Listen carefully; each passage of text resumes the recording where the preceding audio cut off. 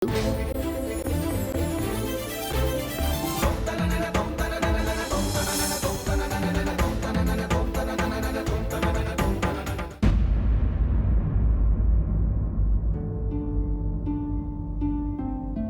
తప్పేంటంటే నన్ను నేను నిర్దోషిగా నిరూపించుకోలేకపోయాను. బుల్బుల్ ఏమీ దొరకదు. నీతి నిజాయితీ పరులం అయితే నాకేం దొరికింది? ఇవాళ నేను ఇక్కడ ఇలా ఒక్కదానిగా నిలబడ్డాను కదా. అసలు నేనేమనుకున్నానంటే సత్యానికి తోడుగా ఉంటే ఏదో ఒక రోజు అన్ని చక్కబడతాయని. కానీ అలా కానే కాదు కదా బుల్బుల్. నేను అందరికీ చెప్పి చెప్పి అలసిపోయాను. నేను మోసకత్తని కాదు, ఏ తప్పు చేయలేదని. ఎవరు నా మాట నమ్మడం లేదు.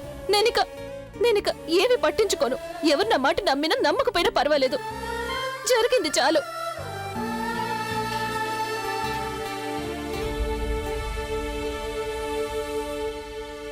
అమ్మ అంటూ ఉండేది కదా బుల్బుల్ కళ్ళు మనసుకు అద్దం లాంటివని. కానీ ఇక్కడ అలాంటిదేమీ లేదు. ఈయనక కళ్ళల్లో నా మనసులో ఉన్న నిజం కాదు మోసం కనిపిస్తోంది బుల్బుల్.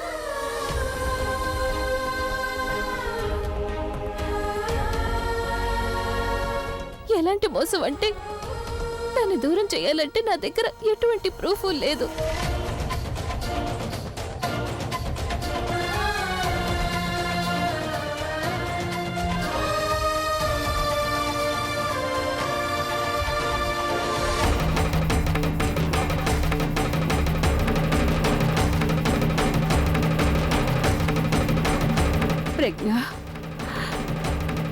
ప్రజ్ఞ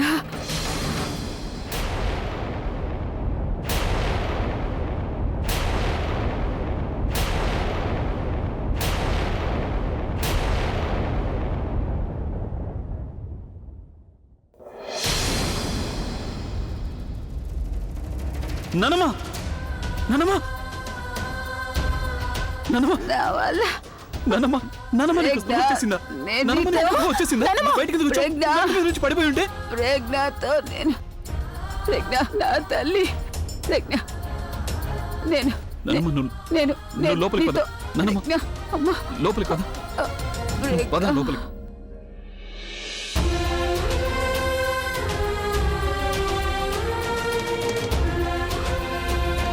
నెమ్మదిగా. నర్స్ నర్స్ నానమ్మ జాగ్రత్త.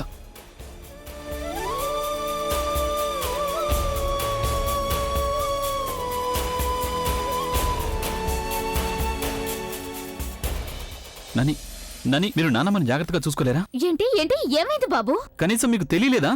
నాన్నమ్మ ఒక్కతే లేచి బయటకు వచ్చింది. ఒకవేళ తనకి ఏదైనా అయి ఉంటే? అభి ఇదెలా జరుగుతుంది? 5 నిమిషాల క్రితం వరకు మేమందరం ఇక్కడే ఉన్నాము. అక్క ఏమో అక్కడ మంచం మీద ఉంది. ప్రజ్ఞ ఎక్కడుంది? ప్రజ్ఞని పిలవండి. నేను తనతో నేను మాట్లాడాల్సి ఉంది.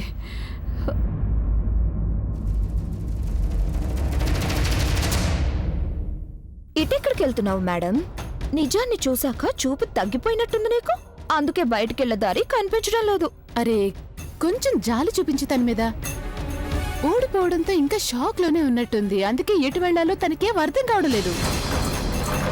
మా మీద కళ్ళారు చేస్తున్నావా? 24 గంటలు అయిపోయాయి. ఇక ఈ డ్రామా ఆపేసి ఇంట్లోంచి బయలుదేరు.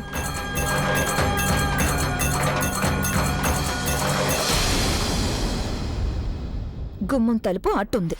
నా చెయ్యి వదులు. లేకపోతే ఆ తప్పుకి కాదు ఈ తప్పుకి జీవితాంతం బాధపడతావు. అమ్మమ్మని కలవకుండా ఎక్కడికి వెళ్ళను. నాన్నమ్మని కలవాల్సిన అవసరం లేదు. ఆవిడ ఈ పరిస్థితుల్లో ఉండడానికి కారణం కేవలం నువ్వే. కారణం నేనైతే బాజురాలివి నువ్వు. చెయ్యొదులు. లేకపోతే మిగిలిన జీవితం ఒక్క చేత్తో మోడలింగ్ చేయాల్సి వస్తుంది.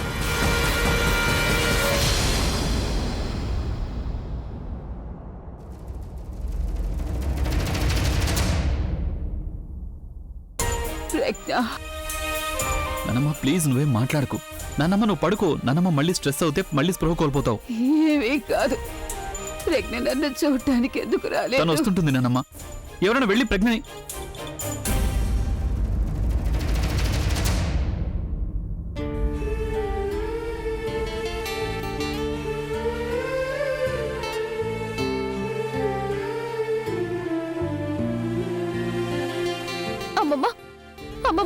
నేను ఇక్కడే ఉన్నాను అమ్మమ్మ, ఎక్కడికి వెళ్ళలేదు. మీరెందుకు ఇలా? తెలుసు నాకు తెలుసు. నా ప్రజ్ఞ ఎప్పుడు నువ్వు నా నమ్మకానివి, మా ఇంటి గౌరవానివి. నువ్వు అది అవన్నీ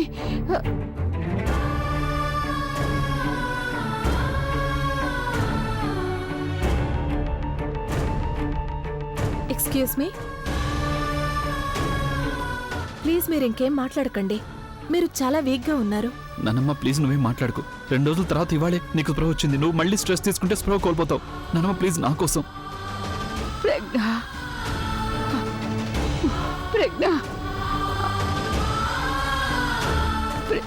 అమ్మమ్మ ప్లీజ్ మీరు, అమ్మమ్మ ప్లీజ్. ప్రజ్ఞ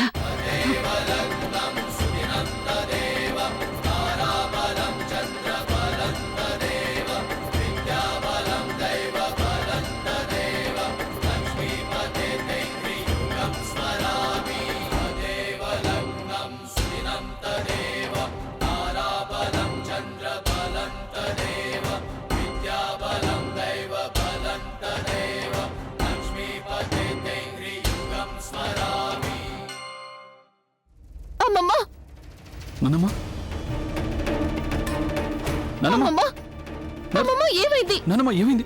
నానమ్మ కళ్ళు తెరు. నర్స్ ఒకసారి నానమ్మని చూడండి. మీకు చెప్తున్నాను కదా, ఈవిడ చాలా వీక్ గా ఉన్నారని. వీక్నెస్ వల్ల మళ్ళీ స్పృహ కోల్పోయారు.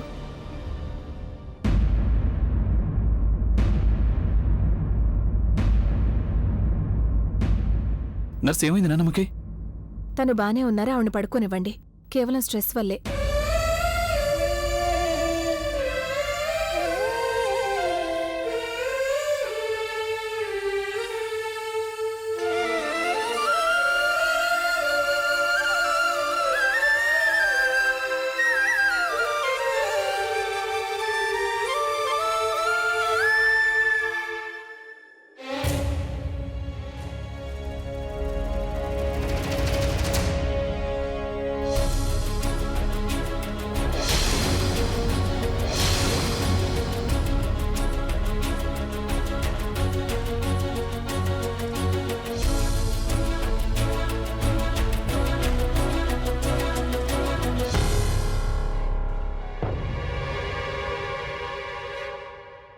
నేనెప్పుడు అనుకోలేదు ప్రవీణ్, ఎప్పుడు మా కోసం నిలబడే ప్రవీణ్ ఈరోజు మా ముందు నిలబడతాడని. ఎవరో బయట వాళ్ల కోసం అయిన వాళ్ళని తన వాళ్ళని మర్చిపోతాడని. నేనసలు ఒప్పుకోలేకపోతున్నాను. నాకు తెలిసి ప్రవీణ్, నువ్వు చిన్నప్పటి రోజులన్నీ మర్చిపోయినట్టున్నావు. నువ్వు నేను అన్నయ్య ఎంత గోల చేసేవాళ్ళం, ఇప్పుడు కలిసి ఉండేవాళ్ళం. అసలు మనం చెయ్యని పనుంటూ ఉందా? కానీ ఇవాళ నువ్వు ఎలా మాట్లాడుతున్నావంటే అసలు మేమెవరూ నీకు తెలియదన్నట్టే మాట్లాడుతున్నావు. ఇలా ఎందుకు చేస్తున్నావు ప్రవీణ్? అసలు నీకేం జరుగుతుందో తెలుస్తుందా? ఆలియా, నేను పెద్దవాణ్ణయ్యాను. ముందంత తెలివి నాకు లేదు, కానీ ఇప్పుడు తప్పేంటో ఒప్పేంటో రెండింటి మధ్య తేడా తెలుసుకోగలుగుతున్నాను.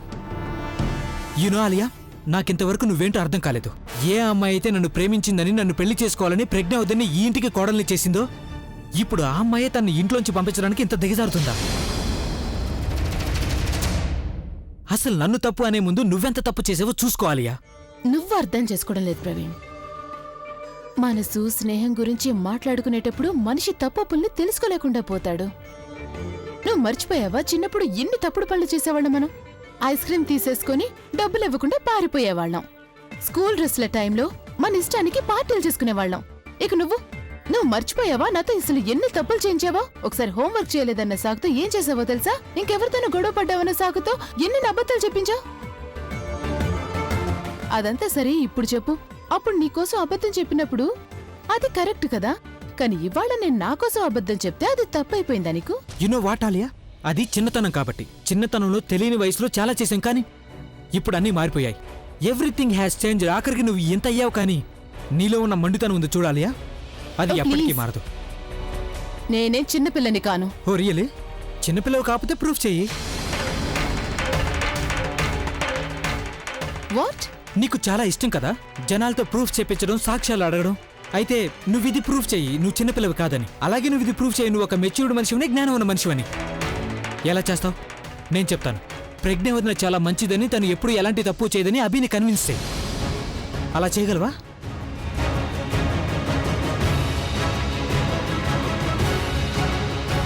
ఏమైంది? చేయలేవు కదా? అందుకే ఇంకెప్పుడు నాకు తప్పుల గురించి చెప్పాలని ప్రయత్నించుకో.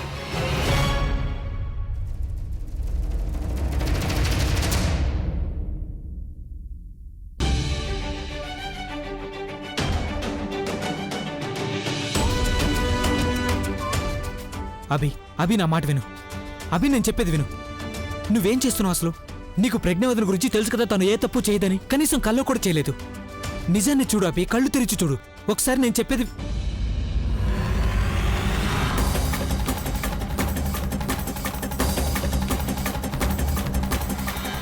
నాకు ఎవరితోనూ మాట్లాడాల్సిన అవసరం లేదు. అభి, ఏ విషయం అయితే నిరూపణ కాలేదో అది నిజం కావాలని లేదు కదా. నేను చెప్పాను కదా నీకు, నాకు ఎవరితోనూ మాట్లాడాల్సిన అవసరం లేదని. మా నాన్నమ్మ అక్కడ ప్రాణాలతో పోరాడుతుంటే మీకు ఇక్కడ తన గురించి ఆలోచన. ప్రజ్ఞ ఇది, ప్రజ్ఞ అది, ప్రజ్ఞ అలాంటిది ఇలాంటిది. అక్కడ నాన్నమ్మ పరిస్థితి బాలేదు, ఇక్కడ నా బుర్ర బాలేదు. నేను ఏది విని అర్థం చేసుకునే స్థితిలో లేను ప్రవీణ్. తనకి ఇంకొక అవకాశం ఇవ్వటం అనేది నా పొరపాటే.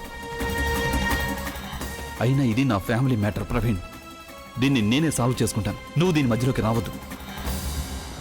నువ్వు ఇక్కడి నుంచి వెళ్ళిపోవటం మంచిది.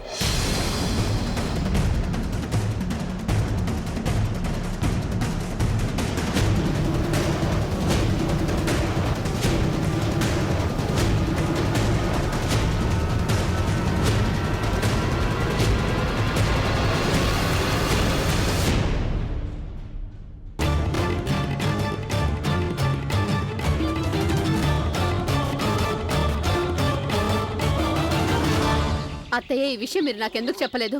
మీరందరికంటే పెద్దవారు, జీవితంలో ఎన్నో ఒడిదుడుకుల్ని ఎదుర్కొన్నవారు. మీకు తెలుసు కదా అత్తయ్య, ఒక కూతురికి కష్టం వస్తే అందరికన్నా తల్లి అవసరం తనకి ఎక్కువ అని. అత్తయ్య, నా బిడ్డ అక్కడ బాధల్లో ఏడుస్తుంటే ఇక్కడ నేను తనకే సహాయం చేయలేకపోయినా కనీసం దూరం నుంచి చెప్పగలిగేదాన్ని కదా. తన అమ్మ తనకు తోడుందని, తన కన్నీళ్ళని తుడిచేదాన్ని, తనకి మనోధైర్యాన్ని ఇచ్చేదాన్ని. కానీ మీరెవ్వరు కూడా నాకేమీ చెప్పనే లేదు. సరళ, అమ్మా ప్రజ్ఞ ప్రాబ్లం గురించి నీకింతవరకు ఎందుకు చెప్పలేదంటే, నాకు తెలుసు నీకు ప్రజ్ఞ గురించి ఎంత ఆలోచన ఉందో. ప్రజ్ఞకి నీ గురించి అంతకన్నా ఎక్కువ ఆలోచన ఉంది. అందులోనూ నీకొకసారి హార్ట్ ప్రాబ్లం వచ్చింది. ఇంకోసారి అలా జరిగితే నేను ప్రజ్ఞను సముదాయించలేనమ్మా. నాకేమి కాదత్తయ్యా, ఏమీ కాదు. ఏమనయిందా ఇప్పుడు ఇదంతా తెలిసాక? నా 2 కాళ్ళ మీద నేను నిలబడే ఉన్నానుగా, చచ్చిపోలేదుగా. అత్తయ్య, నేను ప్రజ్ఞ ఇంటి దాకా వెళ్ళాను. తనకి గాబరా పడాల్సిన అవసరం లేదని చెప్పాను. తన ఇంటికి తిరిగి రమ్మన్నాను కూడా. కానీ అది మన బిడ్డ కదా, అది ఎప్పటి వరకు నిరపరాధం నిరూపించుకోదో అప్పటి వరకు ఇంటికి రానన్నది. ఇంత టైం అయిపోయింది అత్తయ్య, ఇంతవరకు ఏమీ తెలియనే లేదు. భగవంతుడే అన్ని చక్కబరచాలంతే. నేను బుల్బుల్కి చెప్పాను కూడా, అక్కడికి వెళ్ళాక నాకు ఒక ఫోన్ చేయమ్మా అని. చేయలేదంటే అక్కడ ఏం జరుగుతోందో. ఒక ఫోను చేయలేదు, తను రాలేదు. అసలు ఏం చేస్తుందో ఈ పిల్ల అక్కడ. అక్కయ్య, మీరేం బాధపడకండి, దేవుడంతా మంచి చేస్తాడు.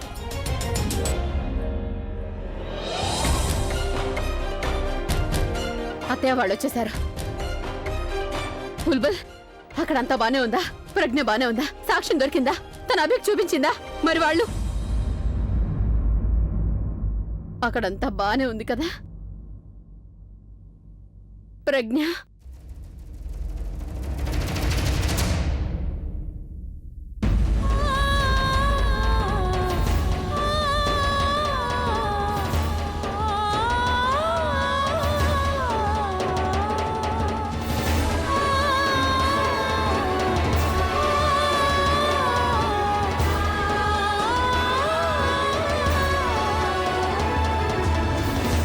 అభి, నువ్వేం దిగులు పడకు. ఒక్కసారి ఆ ప్రజ్ఞ ఇంట్లోంచి వెళ్ళిపోయిందంటే అప్పుడు నేను నాన్నమ్మని జాగ్రత్తగా చూసుకుంటాను. పగలు రాత్రి ఆవిడికి సేవలు చేస్తాను. అప్పుడు ఆవిడ ఆరోగ్యం కొన్ని రోజుల్లోనే కోలుకుంటుంది. అనయ్య, బ్లండర్ జరిగింది. ఏమైంది? ఆ కళ్ళజోడు ఎంఎంఎస్ ఇంటర్నెట్ లో లీక్ అయిపోయింది. వాట్? దేని గురించి భయపడ్డామో అదే జరిగింది అన్నయ్య. ఆ ఎంఎంఎస్ మొత్తం ఇంటర్నెట్ లో, అంటే న్యూస్ పేపర్, మీడియా అన్ని చోట్లకి పాకిపోతుంది. అది ఎక్కడుందో ఏంటో. ఇది చూడన్నయ్య.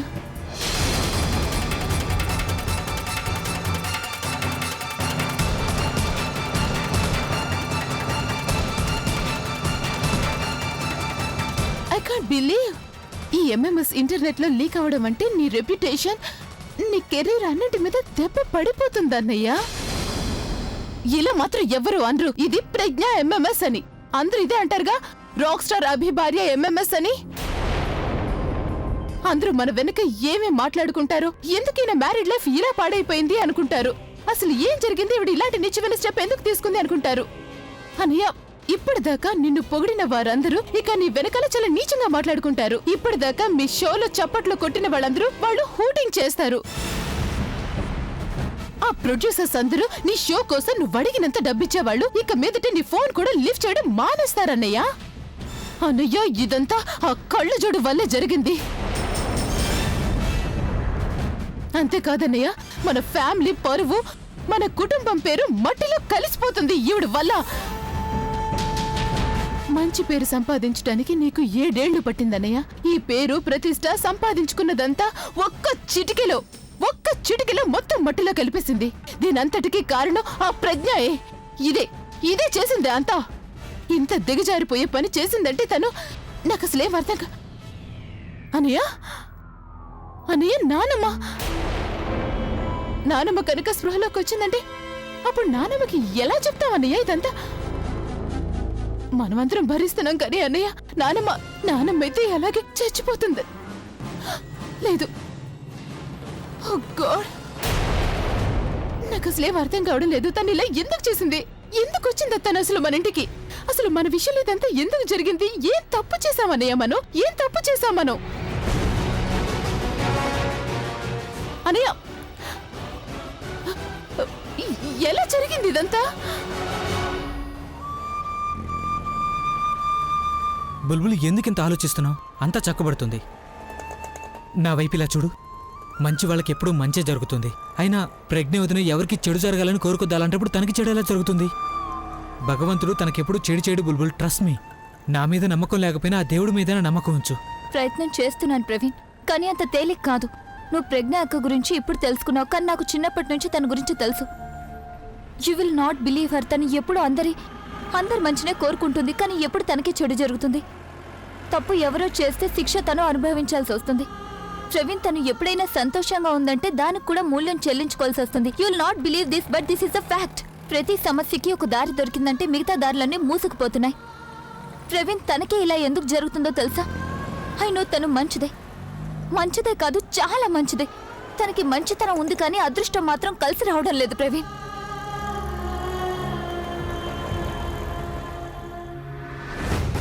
బబ్లీ, బాబాయ్ని ఎక్కడైనా చూసావా? లేదు, నేను చూడలేదు. సరే, నువ్వు వెళ్ళు.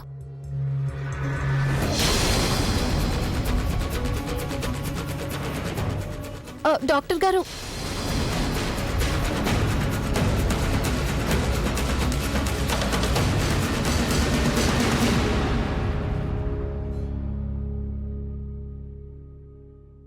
Singer of the year, Abhi Mehra. Most popular singer of the year, Abhi Mehra.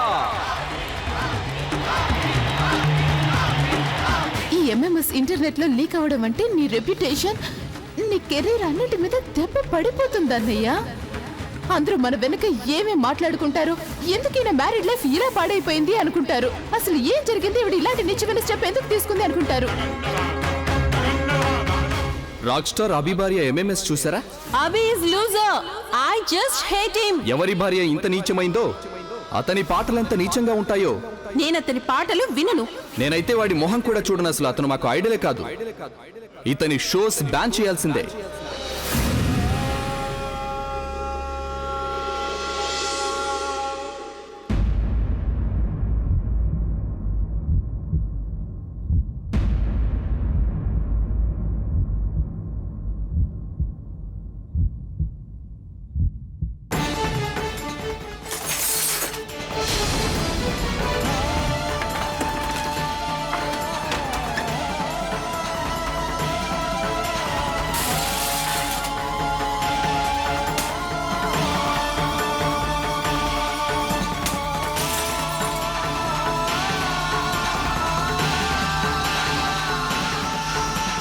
అంతా అయిపోయింది.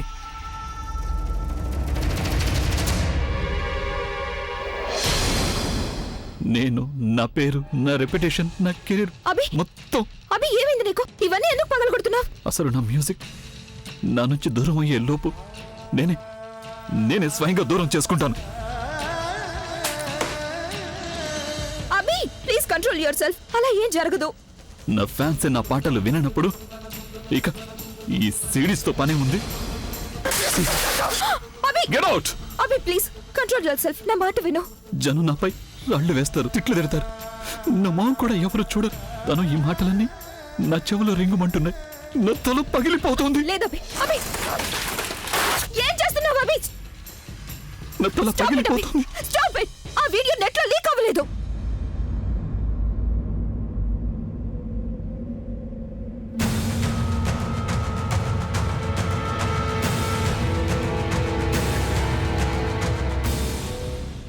ఆ వీడియో లీక్ అవ్వలేదు అభి. ఆలియా దాన్ని కేవలం తన ల్యాప్టాప్ లో సేవ్ చేసుకుంది. నీ పేరు, కెరీర్, నీ రెప్యుటేషన్ ఎలా ఉందో అంతా అలాగే ఉంది. నీ ఫ్యాన్స్ నిన్ను ఎప్పటికీ అసహించుకోరు. వాళ్ళకి నీ మీద అభిమానం ఎప్పటికీ అలాగే ఉంటుంది. నువ్వు రాక్ స్టార్ లా ఉండేవాడివి, ఉన్నావు, ఎప్పటికీ అలాగే ఉంటావు అభి. నువ్వేం మాట్లాడుతున్నావు? తను అవునభి, నిజంగా ఆ ఎంఎంఎస్ లీక్ అవ్వలేదు. అది ఆలియా సేఫ్టీ కోసం సేవ్ చేసి ఉంచింది. నాన్నమ్మకి స్పృహ వచ్చినప్పుడు దాన్ని నాన్నమ్మకి చూపించడానికి. ఆలియా ఆ మాటే మర్చిపోయింది.